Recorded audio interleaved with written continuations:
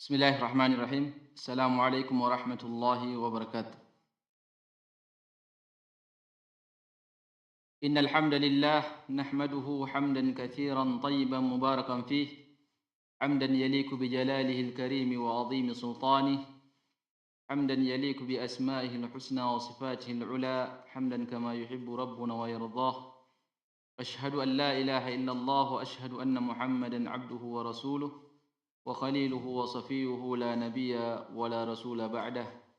Allahumma 'allimna ma yanfa'una wanfa'na bima 'allamtana warzuqna ilma. Rabbi shrah li sadri wa yassir li amri wahlul 'uqdatam min lisani yafqahu qawli. Thumma amma ba'd. Alhamdulillah atas nikmat Allah Subhanahu wa taala, di malam yang mulia, malam Jumat, dipertemukan kita kembali dalam keadaan sehat walafiat di majlisul ilmu, majlisul iman, majlis taman dari taman-taman surga, bersama kitab Sahih Al-Bukhari rahimahullah. Insyaallah malam ini kita akan melanjutkan kajian rutin kitab Sahih Bukhari pada hadis 1191.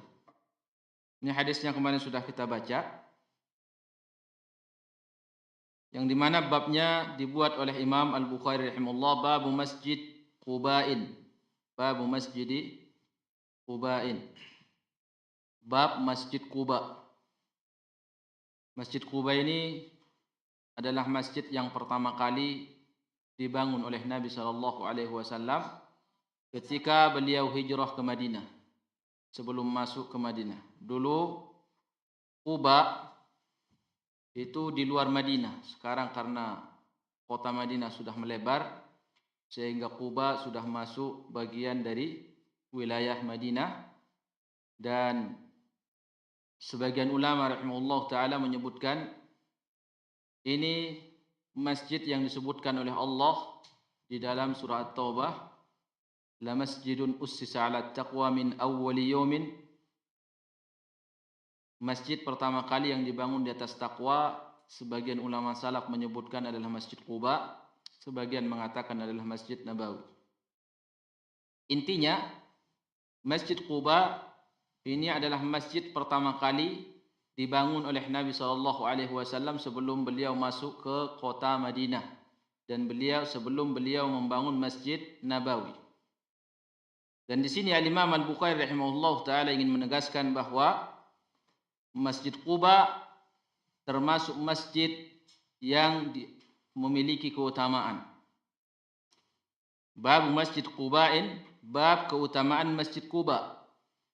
Artinya apa? Kita dianjurkan untuk berziarah ke Masjid Quba. Maka bagi kita yang Allah takdirkan bisa ke Madinah, maka diusahakan untuk berziarah ke Masjid Quba dan anjuran untuk salat di dalamnya. Karena di sini Al-Imam Al-Bukhari rahimahullah memasukkan di dalam kitab keutamaan salat di Masjid Mekah dan Madinah. Kemudian dia membuat judul, di antaranya adalah keutamaan Masjid Quba. Artinya apa? Anjuran untuk dikunjungi dan melaksanakan salat di dalamnya. Di sini dia mengeluarkan hadis atau hadis Ibnu Umar, qala haddatsana Ya'qub ibnu Ibrahim hadza al-Baghdadi. Ya'qub ibnu Ibrahim al-Baghdadi, beliau ulama hadis yang hidup satu masa dengan Imam Ahmad rahimahullah di ibu kota Irak, Baghdad. Dan Imam Bukhari banyak mengambil hadis beliau. Qala haddatsana Ibnu Ulayyah, ini Ismail Ibnu Ibrahim, lebih sering dikenal dengan penisbatan kepada ibunya Ulayyah. Ulayyah itu adalah ibunya. Beliau ahli hadis yang terkenal di mana? Di Basrah, di zamannya Sufyan Ibnu Uyainah, seorang ulama tabi'in. Qala akhbarana Ayyub. Ayyub siapa ini? As-Sikhtiyani ma'ruf. An-Nafi maula Ibnu Umar. Anna Ibnu Umar radhiyallahu anhuma kana la yusalli min ad-duha illa fi yawmaini. Ini cerita Nafi. Dia menyaksikan majikannya yaitu Ibnu Umar, Abdullah bin Umar, bahwa kesaksian dari Nafi, Abdullah bin Umar tidak pernah sholat duha. Bahkan sudah lewat pembahasannya, kita bahas sebelumnya. Beliau melihat bahwa sholat duha itu bid'ah. Ya, bid'ah menurut Ibnu Umar. Dan dia salah satu ulama atau sahabat yang tidak pernah melaksanakan sholat duha, Ibnu Umar.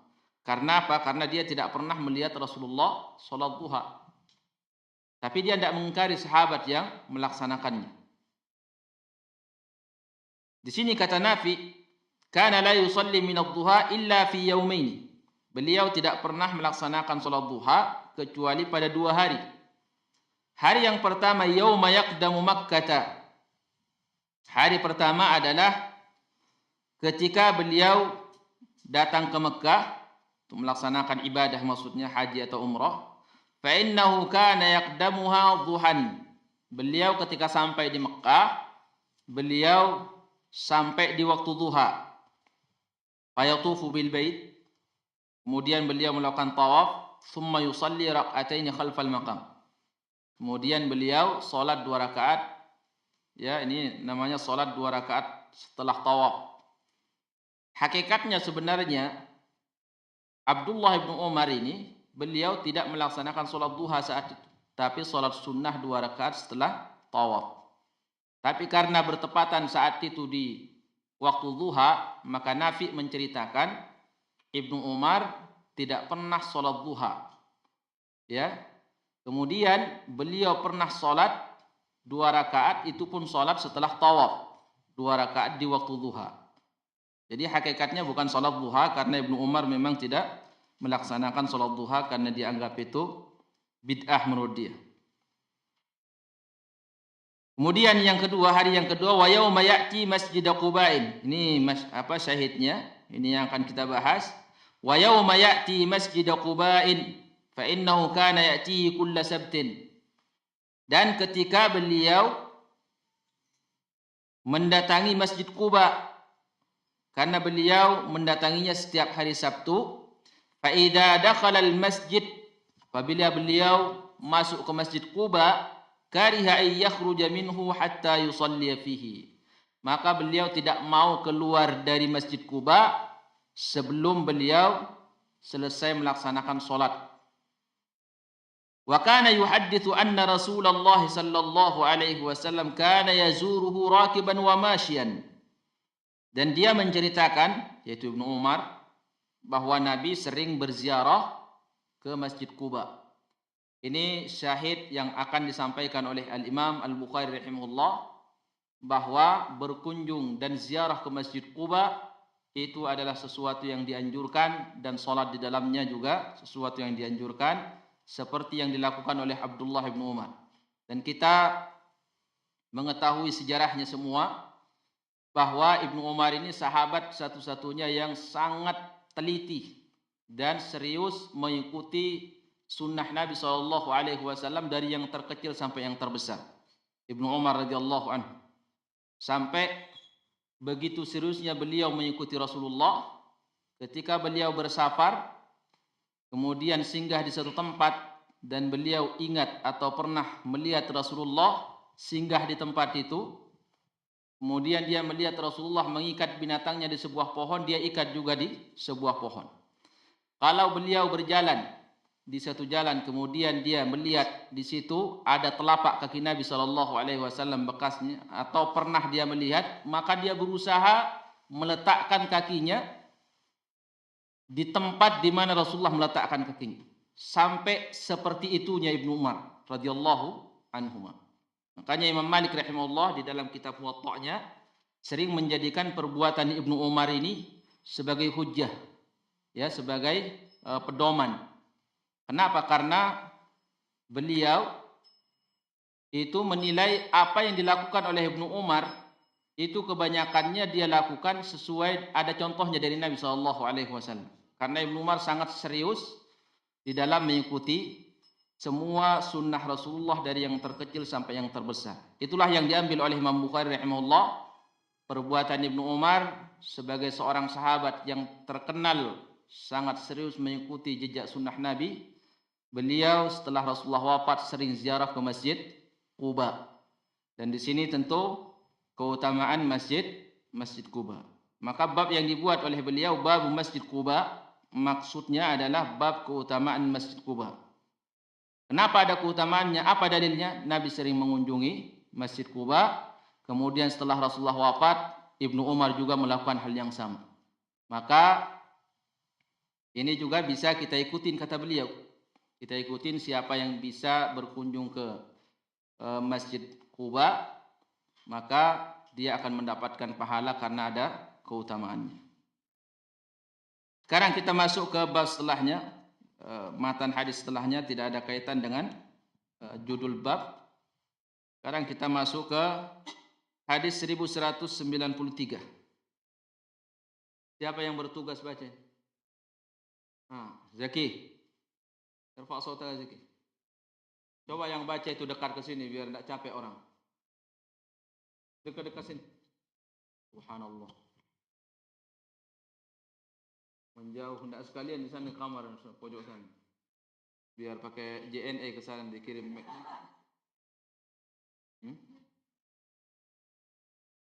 Qala al-muallif rahimahullah ta'ala babun man ata masjida Quba'in kulla sabtin. Hadatsana Musa ibn Ismail, hadatsana Abdul Aziz ibn Muslim an Abdullah ibn Dinar an Ibni Umar radhiyallahu anhuma qala kana an-nabiy sallallahu alaihi wasallam ya'ti masjida Quba'in kulla sabtin mashiyan wa rakiban wa kana Abdullah ibn Umar radhiyallahu anhuma yaf'aluhu.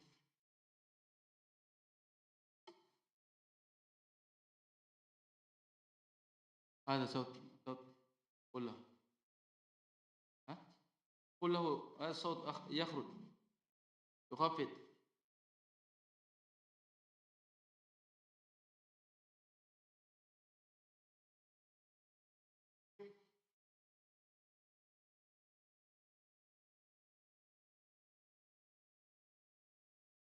قال الإمام البخاري رحمه الله باب من أتى مسجد قباء كل سبت. Bab mendatangi orang yang mendatangi Masjid Quba setiap hari Sabtu. Al-Imam Al-Bukhari rahimahullah dari sekian banyak ahli hadis yang menyusun hadis Rasulullah sallallahu alaihi wasallam murni hanya mengumpulkan hadis yang dikenal dengan kitab-kitab Hindu, hadis Nabi sallallahu alaihi wasallam yang kita ketahui ulama yang sangat antusias mengikuti sunnah Nabi SAW sampai perkara yang kecil kita anggap itu adalah Imam Bukhari rahimahullah. Kita bisa melihat bab yang dia buat di sini. Setelah dia menjelaskan keutamaan Masjid Quba karena sering diziarahi oleh Nabi SAW, dia ingin menyampaikan bahwa dianjurkan bagi kita untuk berkunjung ke Masjid Quba secara mutlak seperti itu. Kemudian di bab setelahnya beliau mengatakan babu man ata masjid Quba'in kulla sabtin. Maknanya adalah orang yang berkunjung atau ziarah ke Masjid Quba sunnahnya setiap Sabtu atau hari Sabtu. Jangan hari yang lain. Ya, ini kalau mau mengikuti sunnah Nabi SAW. Jadi beliau benar-benar mengikuti apa yang dilakukan oleh Rasulullah, baik itu tempat atau harinya diikuti semuanya oleh Imam Bukhari dan beliau menganggap itu sunnah. Imam Bukhari rahimahullah menganggap itu sunnah. Artinya kalau kita mau ziarah ke Masjid Quba, usahakan hari Sabtu karena di situ ada pahala tambahan yaitu sunnah Nabi sallallahu alaihi wasallam. Dalilnya beliau ingin membawakan dalil Ibnu Umar yang tadi dia bawakan. Qala al-Imam al-Bukhari haddatsani Musa ibnu Ismail. Musa ibnu Ismail dari mana? Basrah. Tabaqah siapa dia? Al-Imam Syafi'i. Qala haddatsana Abdul Aziz ibnu Muslim. Ini sama ulama Basrah. Abdul Aziz ibnu Muslim, ulama Basrah, hidup satu masa dengan Imam Malik rahimahullah, ulama tabi'ut tabi'in. Qala an Abdullah ibn Dinar, indana Abdullah ibn Dinar wa Amru ibn Dinar. Abdullah ibn Dinar dari mana?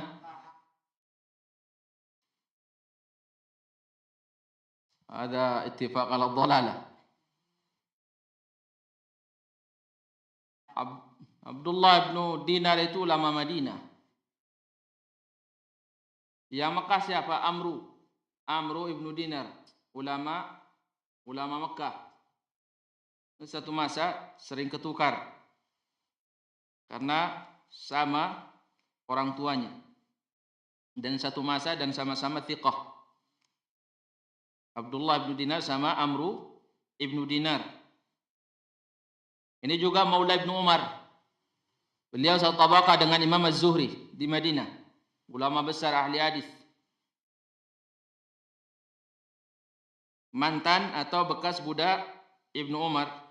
An Abdullah Ibnu Umar radhiyallahu anhu maqal, kata Ibnu Umar, kana an-nabiy sallallahu alaihi wasallam ya'ti masjid Quba'in kulla sabtin masyian wa rakiban. Wa kana Abdullah radhiyallahu anhu yaf'aluhu. Kata Abdullah bin Umar, Nabi sallallahu alaihi wasallam datang berkunjung ke Masjid Quba itu setiap Sabtu, setiap hari Sabtu. Diambil oleh Imam Bukhari rahimahullah, ziarahnya Rasulullah setiap hari Sabtu ke Masjid Quba itu adalah sunnah. Maka sunnah, kata Imam Bukhari, kita mengikuti Rasulullah sebagaimana yang dilakukan oleh Ibnu Umar setiap Sabtu beliau datang ke Masjid Quba. Jadi siapapun yang punya kesempatan menurut Imam Bukhari rahimahullah untuk berziarah ke Masjid Quba, maka diusahakan di hari Sabtu supaya benar-benar sesuai dengan sunnah Nabi sallallahu alaihi wasallam. Kemudian ulama rahimahullah taala menyebutkan apa hikmahnya Rasulullah sallallahu alaihi wasallam berziarah ke Masjid Quba itu setiap Sabtu. Kenapa tidak hari-hari yang lain? Di antara yang disebutkan oleh Ibnu Hajar Al-Asqalani rahimahullah, menukil pendapat ulama sebelumnya, Nabi sallallahu alaihi wasallam mengkhususkan hari Sabtu berziarah ke Masjid Quba karena Masjid Quba ini masjid yang pertama kali dibangun oleh Rasulullah. Kemudian setelah Rasulullah membangun Masjid Nabawi, semua sholat Jumat diadakan di Masjid Nabawi. Sampai ahli Quba itu datang setiap hari Jumat ke Masjid Nabawi. Sehingga Rasulullah sallallahu alaihi wasallam mengkhususkan untuk ziarah ke Masjid Quba setiap hari Sabtu. Kata beliau ingin mencari tahu atau ingin mencari tahu tentang berita dan kondisi penduduk Quba yang salat Jumat, yang tidak hadir salat Jumat. Ada yang mengatakan Nabi sallallahu alaihi wasallam itu melakukan hal tersebut karena ahli Quba ini termasuk penduduk yang datang ke Masjid Nabawi ketika hari Jumat itu termasuk jauh. Karena dari Masjid Nabawi ada yang mengatakan 3 mil, kemudian ada yang mengatakan 2 mil.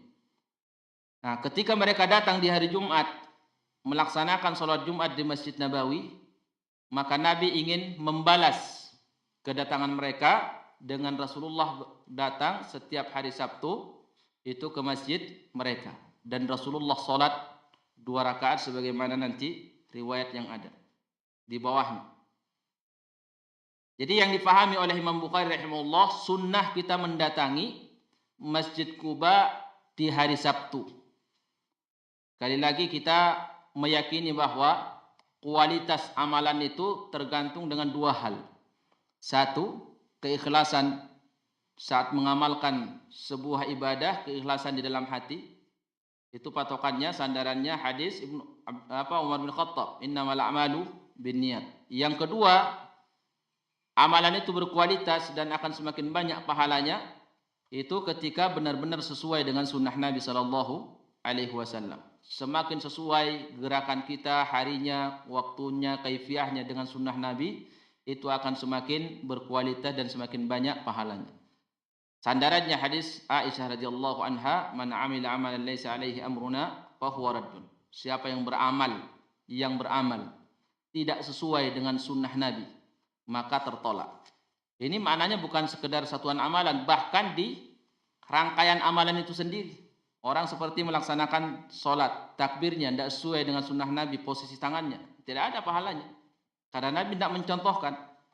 Kemudian dia ketika ruku, tidak sesuai dengan sunnah Nabi, tidak ada pahalanya.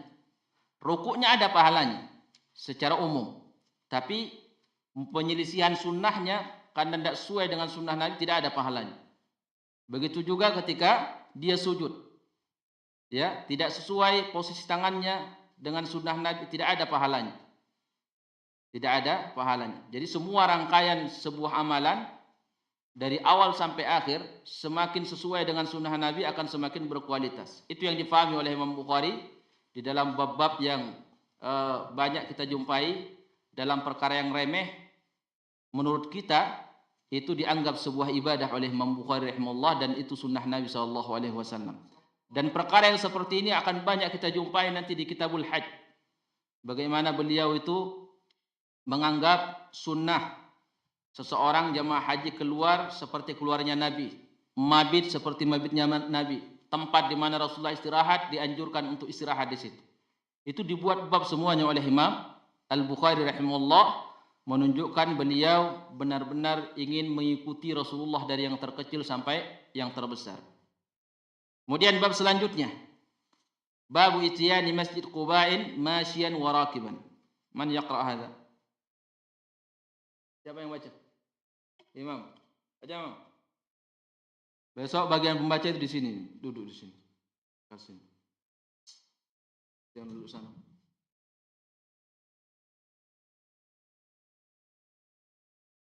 Dia sibuk minum. Subhanallah. Sekalian dibelian gorengan, biar lengkap. Martabak. Setelah iqra Imam. Iqra. Qala al-Bukhari rahimahullah ta'ala. Didekatkan itu mic.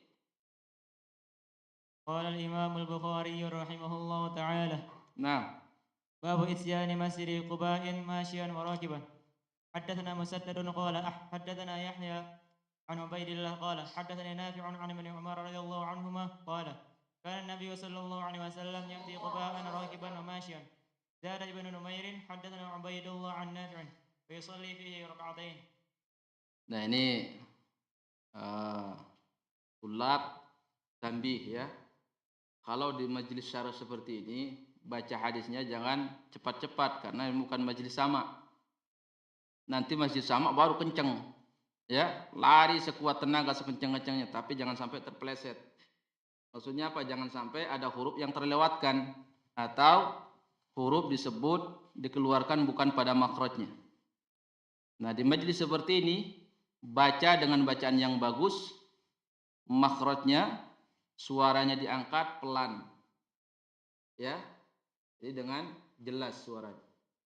Contoh misalkan قال الإمام البخاري رحمه الله باب إتيان مسجد قباء ماشيا وراكبا وبه قال حدثنا مسدد قال حدثنا يحيى عن عبيد الله قال حدثني نافع عن ابن عمر رضي الله عنهما قال كان النبي صلى الله عليه وسلم يأتي قباء راكبا وماشيا. زاد ابن نمير حدثنا عبيد الله عن نافع ويصلي فيه ركعتين. Nah, ini majelis syarah. Majelis mau dijelaskan hadisnya. Bukan majelis sama. Jadi jangan cepat-cepat. Ya, nanti di majelis sama nanti pelan. Ini namanya ketukar. Kepala dibuat jalan, kaki dijadikan kepala. Nah, majelis seperti ini, ya, syarah seperti ini baca dengan bacaan yang bagus. Ya, paham tak Imam? Nanti majelis sama di malam Kamis baru baca cepat. Lari sekencang-kencangnya. Qala al-Imam al-Bukhari babu ityani masjid Quba'in masyian wa rakiban. Subhanallah. Bab mendatangi Masjid Quba dalam keadaan jalan kaki atau naik kendaraan. Imam Bukhari rahimahullah taala judul yang dia buat seperti yang kita dengar, yang kita baca tadi. Apa maksud Imam Bukhari rahimahullah? Dianjurkan seseorang untuk berziarah ke Masjid Nabawi, Masjid Quba, dan melaksanakan sholat di dalamnya. Karena tujuan masjid, keutamaan masjid itu, masjid dibangun tujuan utamanya untuk sholat. Kalau masjid disebutkan keutamaannya kemudian tidak dianjurkan sholat di situ, apa manfaatnya buat kita? Maka Imam Bukhari rahimahullah ketika menyebutkan tentang keutamaan masjid ini, masjid dianjurkan maksudnya kita sholat di dalamnya. Sebagaimana kemarin yang dia pahami, la tushaddur rihal illa ila thalathati masajid, yang dia maksud atau yang dia pahami Allahu a'lam itu maksudnya sholat. Ya, sholat di dalamnya. Kemudian setelah itu beliau mengatakan sunnah hukumnya berziarah ke Masjid Quba di hari Sabtu. Kenapa? Karena Rasulullah melakukannya. Kemudian Ibnu Umar pun melakukannya, seorang sahabat. Hujjah apa lagi? Kalau ada yang mengatakan bahwa itu mungkin nanti ketepatan saja, tidak sengaja setiap hari Sabtu. Masa tidak sengaja setiap hari Sabtu? Rasulullah setiap Sabtu ke Masjid Quba dia. Kemudian diikuti oleh Ibnu Umar radhiyallahu anhu. Ini hujjah yang kuat untuk kita ikuti sebagai sunnah Nabi. Kemudian kata beliau, ketika kita datang ke Masjid Quba di hari Sabtu, itu dianjurkan satu jalan kaki atau naik kendaraan. Maksudnya apa? Sunnah Nabi SAW, kita sekali-sekali jalan kaki, sekali-sekali naik kendaraan. Itu sunnah kata beliau. Dia membuat bab seperti ini apa? Ingin menjelaskan tentang kesunnahan berziarah ke Masjid Quba jalan kaki atau naik kendaraan. Jalan kaki atau naik kendaraan. Sebagaimana Ibnu Umar melakukan itu. Jadi Ibnu Umar itu benar-benar mengikuti apa yang dilakukan oleh Rasulullah. Dia ke Masjid Quba setelah Rasulullah wafat, itu terkadang dia jalan kaki, terkadang naik kendaraan. Kenapa? Karena kesaksian dia, Nabi waktu hidup ziarah ke Masjid Quba terkadang jalan kaki, terkadang itu naik kendaraan. Padahal ini 2 mil. Ya, bayangkan 2 mil. Dalam satu riwayat ada mengatakan ulama 3 mil, bahkan ada yang mengatakan 6 mil. Ya, Allahu a'lam, tapi yang banyak 2 mil. 2 mil itu berarti sekitar 3 kilo. Kalau ukuran kilo, ya. Karena 1 mil itu sekitar 1 kilo 600. Qala al-Imam al-Bukhari rahimahullah haddatsana Musaddad. Man Musaddad? Dari mana Musaddad, Umar? Oh, dengar sudah tadi Umar. Musaddad meriwayatkan haddatsana Yahya. Yahya siapa ini? Al-Qattani. Dari mana beliau? Basra. An Ubaidillah. Ubaidullah siapa? Al-Umari. Siapa nama lengkapnya sekarang? Ubaidullah Al-Umari.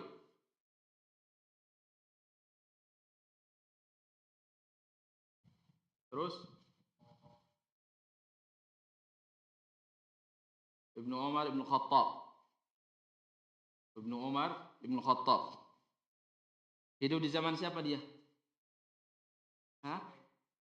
Hisham ibn Urwah. Nah. Qala an Nafi, haddathani Nafi an Ibn Umar, qala kana an-nabiy ya'ti Quba'an rakiban wa masyian. Nabi mendatangi Masjid Quba itu naik kendaraan dan jalan kaki. Jadi sunnah kata Imam Bukhari kita mengikuti jejak Rasulullah. Zad bin Numair. Kemudian ada penambahan lafaz dari Ibnu Numair. Ini Abdullah bin Numair Al-Kufi. Beliau seorang ahli hadis di Kufah di zamannya Imam Asy-Syafi'i rahimahullah. Ini ulama besar. Sampai beliau disebut sebagai apa? Sahibu sunnah. Jadi manhajnya ahli sunnah wal jamaah, pemahamannya lurus, dikenal dengan sahibu sunnah, sahibul hadis. Ahli hadis berasal dari Kufah, pemahamannya ahli sunnah wal jamaah sesuatu yang langka. Sesuatu yang langka. Beliau ketika meriwayatkan hadis ini dari Ubaidullah al-Umari, kalau riwayat di atas itu dari Yahya al-Qattani. Kemudian dibawakan mutabah oleh Imam Bukhari di bawahnya dari murid Ubaidullah al-Umari yang dikenal dengan Abdullah ibn Numair al-Kufi, bahwa Nabi SAW ketika berkunjung ke Masjid Quba, baik jalan kaki atau naik kendaraan, Nabi sholat di dalamnya 2 rakaat. Nabi sholat di dalamnya 2 rakaat. Jadi dari judul yang dibuat oleh Imam Bukhari rahimahullah, di sini jelas sekali hubungannya antara hadis dengan judul. Dianjurkan berkunjung atau ziarah ke Masjid Quba hari Sabtu dan dalam keadaan berjalan kaki, sesekali naik kendaraan. Baik. Naqra al-bab ba'dahu. Bab setelahnya kita baca. Bab fadli ma bainal qabri wal mimbar. Siapa yang baca? Iqra.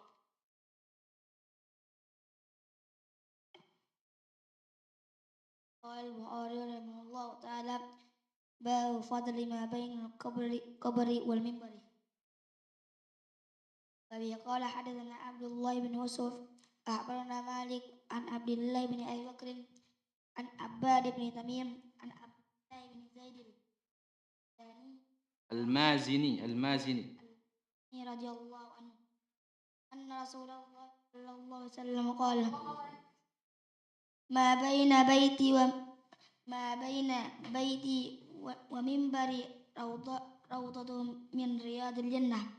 وبه قال حدثنا مسدد عن يحيى عن عبيد الله قال حدثني خبيب بن عبد الرحمن عن حفص بن عاصم عن أبي هريرة رضي الله عنه أن النبي صلى الله عليه وسلم قال ما بين بيتي ومنبر روضة من رياض الجنة ومنبري على حوضه. Di bab ini Imam Bukhari membuat judul Babu fadli ma bainal qabri wal mimbar. Bab keutamaan antara kuburan Nabi dan mimbarnya. Di mana? Di Masjid Nabawi. Di Masjid Nabawi. Nabi dikubur di mana Nabi? Hah? Masjid Nabawi. Oh ya, dikubur di Masjid Nabawi. Di mana Rasulullah dikubur? Hah? Rumah Aisyah. Dan meninggal di pangkuan Aisyah radhiyallahu anha. Kapan beliau wafat? Hari Senin di waktu duha tahun 11 Hijriah.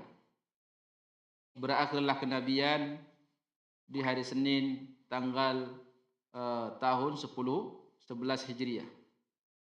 Jadi Rasulullah wafat di rumah Aisyah dan dikubur di rumah Aisyah. Karena itu kekhususan bahwa para nabi kekhususannya dia dikubur di mana dia meninggal. Di sini Al-Imam Al-Bukhari rahimahullah menyebutkan babu fadli ma bainal qabri wal mimbar. Kita baca dulu hadisnya, nanti kita jelaskan judul sama hadis yang dibawakan oleh Imam Bukhari. Apa faedah yang ingin dia sampaikan? Qala haddatsana Abdullah bin Yusuf. Azam, Abdullah bin Yusuf dari mana? Hah? Senyum Azam. Abyan dari mana Abdullah bin Yusuf Abyan? Tinis di mana? Mesir. Didengar Abyan, si Azam, ya? Samita? Nah. Qala akhbarana Malik, Umar Malik bin Anas dari mana?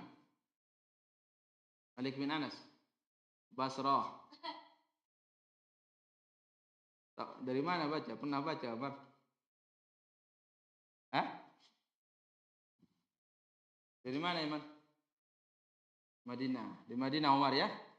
Nah, dia hafal itu. Wah, kalau ada Malik bin Anas dari Madinah. Ulama tabi'ut tabi'in. Imam Malik. Dia hafal. Jadi dipenuhi otaknya dengan nama-nama para ulama. Biar ada keinginan seperti ulama. Imam Malik. Nanti kalau otaknya hanya dipenuhi dengan nama-nama pemain bola, pemain film, penyanyi-penyanyi, nanti kepingin jadi pedangdut. Ya. Karena itu yang ada di kepalanya, itu yang dia tahu. Tapi kalau otak kita ini yang ada nama-nama ulama, nanti kita ada keinginan untuk seperti mereka.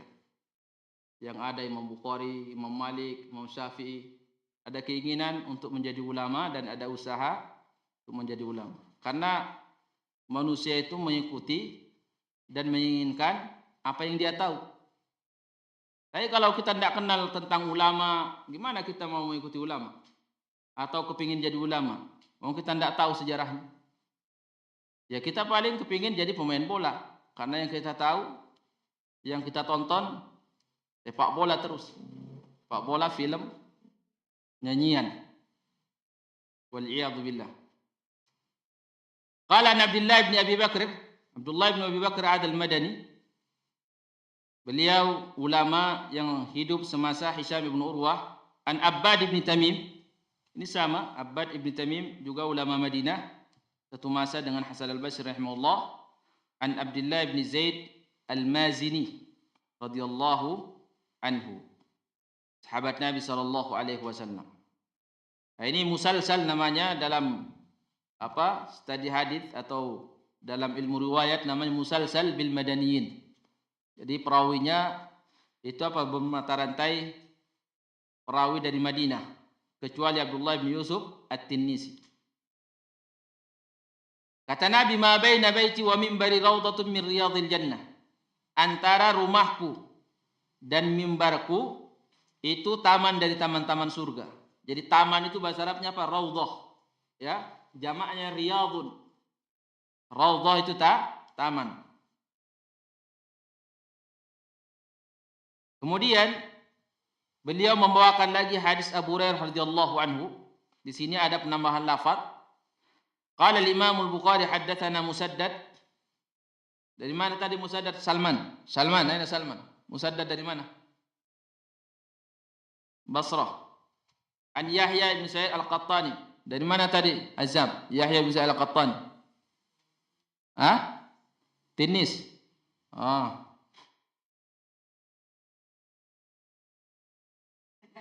Itu Abdullah bin Yusuf Azam.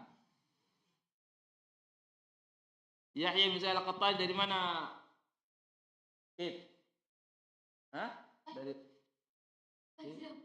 Dari Basrah.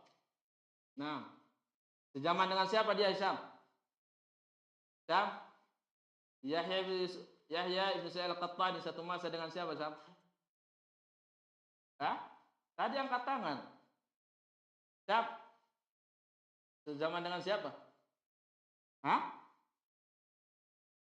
Zaman dengan siapa Zaki? Imam Malik? Nah, Imam Syafi'i. Qala haddatsani Khubayb ibnu Abdurrahman hadzal Madani, ulama Madinah, satu masa dengan Imam Az-Zuhri. An Hafs bin Asim. Ada yang tahu Hafs bin Asim siapa? Siapa dia? La. Ini kakaknya Ubaidullah Al-Umari. Ubaidullah ibnu Umar ibnu Hafs ibnu Asim. Ini kakaknya ini. Kakaknya Al-Umari. An Ubaidullah Al-Umari haddatsani Khubayb ibnu Abdurrahman an Hafs ibnu Asim ibnu Umar ibnu Khattab, ulama Madinah. Satu masa dengan Hasan al-Basri. An Nabi Hurairah radhiyallahu anhu anna an-nabiy sallallahu alaihi wasallam qala ma baina baiti wa minbari rawdatun min riyadil jannah. antara rumahku dan mimbarku taman dari taman-taman surga, wa mimbari ala haudhi, dan mimbarku di atas telagaku. Di atas telagaku. Hadits ini ulama hadits rahimahumullah taala berselisih pendapat memahami makna hadis Rasulullah ini. Hadis Abdullah bin Zaid Al-Mazini sama hadis Abu Hurairah radhiyallahu anhuma. Ketika Rasulullah mengatakan antara rumahku dan mimbarku itu taman dari taman-taman surga. Al-Imam Al-Bukhari membuat judul Bab Fadli ma bainal qabri. Antara kuburan Nabi sama mimbarnya. Sementara lafaz hadisnya antara rumahku dan mimbarku. Kenapa Imam Bukhari mengatakan kuburan? Karena kuburan Rasulullah di rumah Aisyah radhiyallahu anha. Di sini ada 3 pendapat yang dikemukakan oleh para ulama memahami hadis ini. Karena ini perkara yang gaib. Ya, perkara yang gaib tidak bisa dicerna oleh akal manusia. Kata Nabi, antara mimbarku dan rumahku taman dari taman-taman surga. Yang pertama, sebagian ulama memahami maknanya adalah keutamaan tempat yang ada di antara mimbar dan rumah Rasulullah itu memiliki keutamaan. Artinya dianjurkan kita di situ untuk melaksanakan ibadah, tilawatul Quran, kemudian sholat, yang dimana amalan itu akan mengantarkan kita ke taman-taman surga. Itu pemahaman yang pertama. Yang kedua, ada sebagian ulama yang memahami bahwa Rasulullah mengatakan antara mimbarku dan rumahku itu taman dari taman-taman surga. Itu maksudnya seperti taman dari taman-taman surga. Seperti taman dari taman-taman surga. Cuman ada tuh tasbihnya dihapus. Nah, ini biasanya kalau di dalam bahasa Arab, kalau kita ingin memperumpamakan seseorang atau ada kemiripan, misalkan orang itu ada kemiripan sifatnya, keberaniannya sama seperti singa, maka orang Arab mengatakan antakal asad, kamu seperti singa. Kalau orang itu tampan, ya, maka biasa orang Arab menyamakannya dengan bulan, antakal qamar, kamu seperti bulan. Kalau orang itu tampannya luar biasa, dahsyat tampannya, biasanya sepertinya itu dihilangkan sudah. Langsung antal qamar, kamu bulan purnama. Kamu bulan, saking tampannya itu. Kamu bulan. Kalau orang itu luar biasa sifat pemberaninya, orang Arab tidak bilang lagi kamu seperti singa, tapi langsung mereka mengatakan kamu singa, saking pemberaninya. Kalau orang itu punya sifat jelek seperti setan, orang Arab mengatakan antakas syaitan, kamu seperti setan. Tapi kalau orang itu punya sifat jelek, sudah berlebihan sifat jeleknya, dahsyat, ya, benar-benar mirip seperti setan, itu mereka orang Arab sudah tidak bilang kamu seperti setan lagi, kamu setan. Itu orang antas syaitan. Kita juga seperti itu, ya. Kalau melihat orang terlalu bejat, kita langsung bilang bukan kamu seperti setan lagi, kamu tuh setan, katanya. Bukan seperti setan lagi. Oh, sudah langsung ditunjuk setan, kamu tuh setan. Kalau orangnya baik, tampan, kamu bulan, berarti tampannya luar biasa. Tapi kalau tampannya masih sederhana, antakal qamar, kamu seperti bulan. Kalau dia pemberani, sederhana sifat beraninya, antakal asad, kamu seperti singa. Tapi kalau sifat beraninya sudah luar biasa, langsung dihilangkan kalimat kafnya, huruf kafnya, antal asad, kamu singa, ya, saking berani. Kalau orang kuat hafalannya, antakal Bukhari, kamu seperti Imam Bukhari. Kalau kekuatan hafalannya luar biasa, langsung antal Bukhari, kamu Bukhari. Ini bahasa Arab. Nah, di sini ada ulama yang mengatakan bahwa Nabi ketika mengatakan antara mimbar saya dengan rumah saya itu taman dari taman-taman surga, itu maknanya adalah seperti taman dari taman-taman surga yang mendatangkan keberkahan, di mana orang duduk di situ halaqah, menghadiri halaqah ilmu, karena Nabi sering halaqah di situ, mengadakan halaqah ilmu, majelis ilmu di zamannya. Itu akan mendapatkan ketenangan seperti dia mendapatkan ketenangan saat berada di taman-taman surga. Jadi di situ ada huruf yang dihapus, yaitu harfut tasbih, namanya kaf. Aslinya apa? Baina baiti wa mimbari karaudatin min riyadil jannah. Antara taman, antara mimbarku dan rumahku seperti taman di taman-taman surga. Kemudian qaul yang ketiga, pendapat yang ketiga, ini ulama ada yang mengatakan tidak boleh kita takwil. Ini perkara yang gaib. Nabi mengatakan antara mimbar dia dengan rumah dia adalah taman dari taman-taman surga. Maknanya apa? Tempat ini nanti akan kita temui di dalam surga. Tempat ini antara mimbar sama rumah Rasulullah itu nanti akan dipindah ke surga oleh Allah Subhanahu wa taala. Karena Rasulullah menyampaikan seperti itu. Ini taman dari taman-taman surga. Begitu juga ketika Rasulullah mengatakan mimbari ala haudi, mimbarku di atas telagaku. Mimbar Rasulullah saat ini ada di atas telaga Rasulullah. Mimbar Rasulullah saat ini ada di atas telaganya. Bagaimana itu? Allahu a'lam. Ini perkara yang gaib. Nah, ini pendapat yang ketiga. Pendapat yang ketiga. Dari ketiga pendapat ini kita bisa melihat kemana muyul Imam Bukhari, ya, kemana pendapat yang diambil oleh Imam Bukhari rahimahullah. Kalau melihat judul yang dibuat oleh Imam Bukhari, babu fadli ma bainal qabri wal mimbar, bab keutamaan antara mimbar sama kuburan Nabi, sama kuburan Nabi, itu ada kalimat fadlun, keutamaan. Berarti Imam Bukhari mengambil pendapat yang pertama, sama seperti pendapat yang pertama, bahwa tempat itu ada keutamaan. Ketika ada keutamaan, maka yang namanya masjid, tujuan utama dibangun itu untuk sholat. Ketika masjid disebut bahwa masjid ini punya keutamaan, maka ibadah yang pertama kali dianjurkan adalah sholat. Adalah sholat.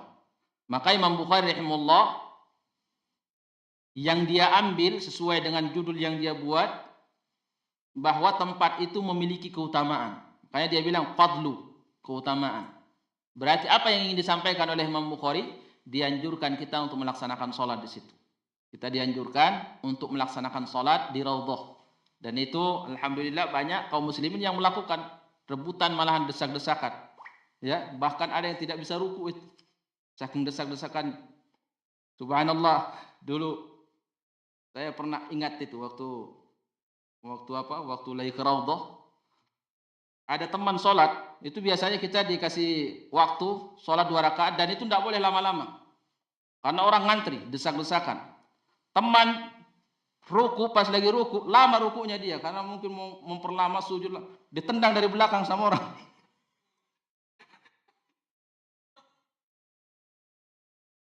Jadi luar biasa itu, desak-desakan. Begitu dibuka langsung orang pada berdesak-desakan. Ada yang tidak bisa sujud, ada yang tidak bisa ruku. Teman ruku langsung ditendang, dia cerita, saya tidak bisa sholat. Gitu. Kenapa? Waktu ruku agak lama ditendang sama orang. Terus sungkur ke depan, dia mau bangkit lagi sudah diambil tempatnya sama orang. Subhanallah. Pahami oleh Imam Bukhari rahimahullah bahwa sholat di situ dianjurkan, baca Quran dilipat gandakan, karena akan mengantarkan kita ke taman dari taman-taman surga. Itu yang dipahami oleh Imam Al-Bukhari dari judul yang dia buat, babu fadli ma bainal qabri wal mimbar. Kemudian dari sini juga Imam Bukhari ingin menjelaskan bahwa Masjid Nabawi itu ada keutamaan, tidak sama keutamaan yang ada di dalamnya antara mimbar Nabi dengan kuburannya dengan tempat yang lain di dalam Masjid Nabawi. Ya, di dalam Masjid Nabawi tidak semuanya sama keutamaannya. Masjid Nabawi secara umum ada keutamaannya dan banyak hadisnya. Kemarin sudah kita sampaikan. Tapi khusus Raudhah ada keutamaan lebih. Maka kata Imam Bukhari, karena Raudhah memiliki keutamaan, dianjurkan kita melaksanakan sholat di dalamnya. dianjurkan melaksanakan sholat di dalam raudhah. Semoga Allah memudahkan kita untuk bisa berkunjung ke raudhah dan kita bisa melaksanakan ibadah sholat di sana. Ya, amin. Baik. Kita masuk ke bab yang ke-6, hadis 1197. Siapa yang baca? Yang Iqra Sulaiman. Hah? Tidak, Iqra sudah. Iqra sudah. Aina sautuka? Bisnadikumul muttasil ilal Imam al-Bukhari rahimahullah ta'ala. Babu masjidi Baitul Maqdis. Wa bihi qala haddatsana Abu Walid. Haddatsana Abi qala haddatsana Abul Walid. Haddatsana Syu'bah an Abdul Malik sami'tu Qaza'ah. Abdul Malik mat wajib muttasil. Abdul Malik sami'tu Qaza'ah maula Ziyadin qala. Qaza'ah itu mat wajib muttasil lagi sudah. Qaza'ah maula Ziyadin qala sami'tu Aba Sa'idin Al-Khudri Itu mat wajib radhiyallahu muttasil lagi. Aba Sa'id. Aba Sa'idin Bukan Sa'idin. Al-Khudri radhiyallahu anhu yuhaddisu bi arba'in anin nabiy sallallahu alaihi wasallam. Allah. Fa'ajabnani wa anaknani. Qala Itu mat wajib muttasil lagi. Fa'ajabnani. Fa'ajabnani wa anaknani. Oh. Qala la tusafirul mar'ah yawmaini ila wa ma'aha zawjuha aw dhu mahramin wala sawma fi yawmaini al-fitri wad duha wala salata ba'da salataini ba'da subhi hatta tatlu'a syamsu wa ba'da asr hatta takruba wala tusaddul rihalu illa ila salatati masajidil haram wa Wajib muttasil lagi. Masajidil haram. Masajidil haram. Kurang panjang sanya. Masajidil haram. Kurang panjang Sidat. Masajidil haram. Hah? Kurang panjang kali sinnya itu. Coba lihat lagi martapet. Masajidil haram. Mantap deh. Masjidil haram. Masjidil Haram. Masjidil Aqsa. Masjidi. Nah, itu baru benar. Makanya baca itu kepekaan, kejelian penglihatan, ya. Makanya kita ada sama hadis supaya terbiasa jeli melihat huruf. Karena terkadang antum yang pendek dipanjangin, yang panjang dipendekin. Ini yang terakhir. Nanti kitab setelahnya itu tentang gerakan di dalam solat atau amalan-amalan dalam solat. Qala al-Imam al-Bukhari babu masjid Baitul Maqdis. Bab masjid Baitul Maqdis, Masjid Al-Aqsa. Kemarin kenapa disebut Al-Aqsa? Apa artinya Al-Aqsa kemarin? Jauh. Kenapa disebut jauh Al-Aqsa? Jauh dari Makkah. Karena jauh dari Makkah. Ya. Man. Kenapa disebut Al-Aqsa, Man? Jauh dari mana? Dari Makkah. Oh, enggak bisa jawab.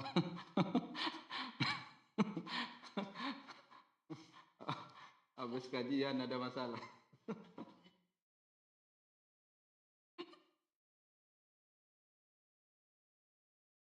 Qala al-Imam al-Bukhari haddatsana Abu al-Walid. Hanif, siapa nama Abu al-Walid? Senyum dia. Siapa Zaki Abu al-Walid? Siapa nama aslinya? Senyum. Pokoknya banyak sedekah. Mam siapa Mam? Abul Walid. Ini sering lewat ini. Siapa Rafiq? Hisam siapa? Hisam ibnu Abdul Malik. Dari mana dia? Hah? Aina Nurdin? Min aina Hisam Nurdin? Basra. Tabaqah siapa dia? Imam Malik rahimahullah.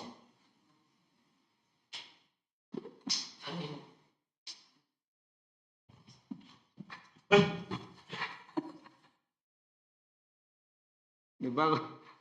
Perlu dicas kamu dia. Tabaqah siapa dia? Imam Syafi'i. Tidak ada murid, tidak ada guru Imam Bukhari. Sudah dibilang tidak ada guru Imam Bukhari itu tabaqah Imam Malik. Tidak ada. Tabaqahnya Imam Syafi'i. Qala haddatsana Syu'bah. Azam dari mana Syu'bah? Ada Azam di situ. Qala Abdul Malik Ibnu Umair. Abdul Malik Ibnu Umair dari mana kemarin, Imam? Abdul Malik Ibnu Umair. Kemarin lewat? Hah? Kufa. Qala Nuqaza'ah Ibnu Yahya. Ini hadis sudah lewat kemarin. Qala sami'tu Abu Sa'id Al-Khudri radhiyallahu anhu yuhaddits bi arba'in 'anil Nabi sallallahu alaihi wasallam fa'ajabnani wa anaqnani. Saya, kata Qaza' Ibnu Yahya Al-Basri rahimahullah, mendengar 4 perkara yang disampaikan oleh Abu Sa'id Al-Khudri. Dia dengar dari Nabi dan itu membuat saya gembira atau senang saya dengan 4 hadis itu. Ya. Qal, yang pertama hadis yang didengar oleh Abu Sa'id Al-Khudri dari Nabi, la tusafirul mar'atu yawmaini illa wa ma'ha zawjuha aw dzu mahram. Tidak boleh seorang perempuan safar kecuali bersama suaminya atau mahramnya, laki-laki. Di sini para ulama rahimahullah sepakat haram hukumnya perempuan bersafar kecuali bersama mahram. Safar kemana saja haram hukumnya. Itu hukum asalnya. Tapi para ulama berselisih pendapat tentang safarnya seorang perempuan muslimah untuk melaksanakan ibadah haji atau umrah. Ada sebagian ulama tabi'in yang membolehkan karena istri-istri Nabi SAW setelah Rasulullah wafat itu sering melaksanakan ibadah haji atau umrah. Jadi dalam bab ini ada perselisihan khusus safar untuk melaksanakan ibadah haji atau umrah. Ya, sebagian ulama membolehkan.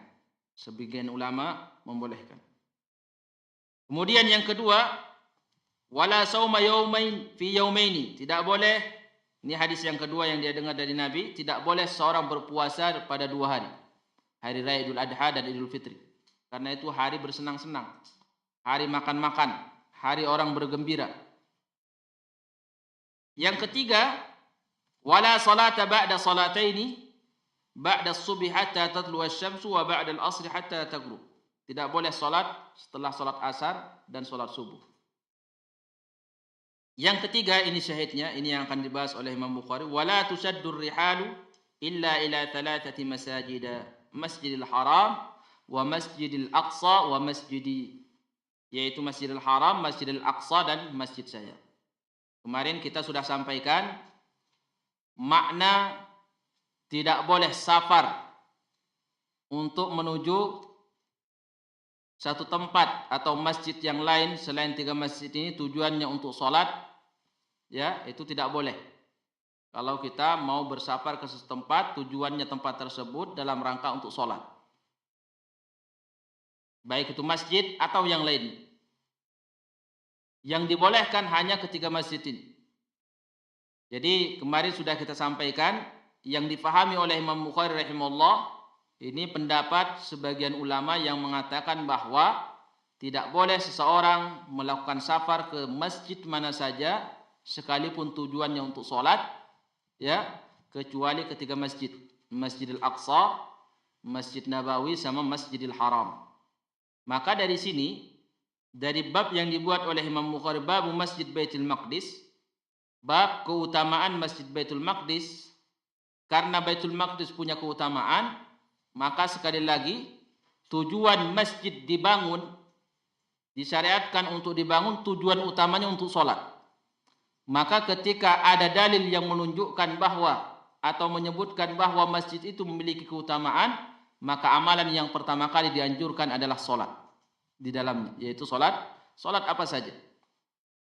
Dari sini Imam Bukhari ingin menegaskan bahwa apabila kita ditakdirkan oleh Allah bisa menginjakkan kaki ke Masjidil Aqsa, maka perbanyaklah salat di sana karena di situ ada keutamaan. Karena tidak mungkin Nabi menyebutkan tentang Masjidil Aqsa boleh seseorang safar dari jarak yang jauh kecuali tujuannya di situ ada keutamaan melaksanakan salat sunnah. Nah, dari sini kita bisa melihat bab-bab yang dibuat oleh Imam Bukhari rahimahullah terakhir tentang Masjidil Aqsa. Nanti habis ini beliau akan masuk ke kitab yang baru Abwabul Amal fis Shalah, tentang gerakan-gerakan di luar salat yang dibolehkan di dalam salat. Dan ini karena bab yang baru, insyaallah nanti kita akan melanjutkan pembahasannya di pertemuan yang selanjutnya, dan kita cukupkan sampai di sini pembahasan kita pada malam kali ini. Imam Bukhari mengakhiri dengan keutamaan Masjid Al-Aqsa. Semoga Allah Subhanahu wa taala memberikan kesempatan bagi kita bisa menginjakkan kaki di Masjidil Aqsa, Masjidil Haram dan Masjid Nabawi. Ya, Allahumma amin. Ini tempat-tempat yang diberkahi oleh Allah. Itu hanya ada 3, masjid Madinah, Mekah sama Syam, atau tempat Masjidil Aqsa. Kalau di Indonesia tidak ada keutamaannya. Jadi mati di Indonesia tidak ada keutamaan.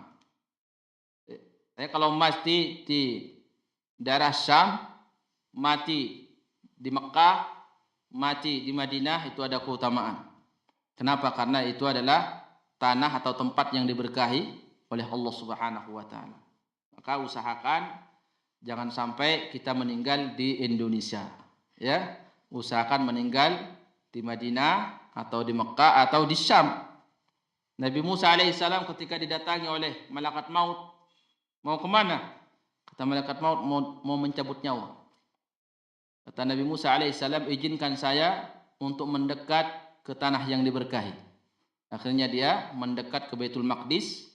Jarak antara dia dengan Baitul Maqdis itu, kalau Baitul Maqdis Masjidil Aqsa dilempar pakai batu, sudah sampai batu itu. Disitulah Nabi Musa bilang ke malaikat maut, sekarang silahkan dicabut nyawa saya di sini.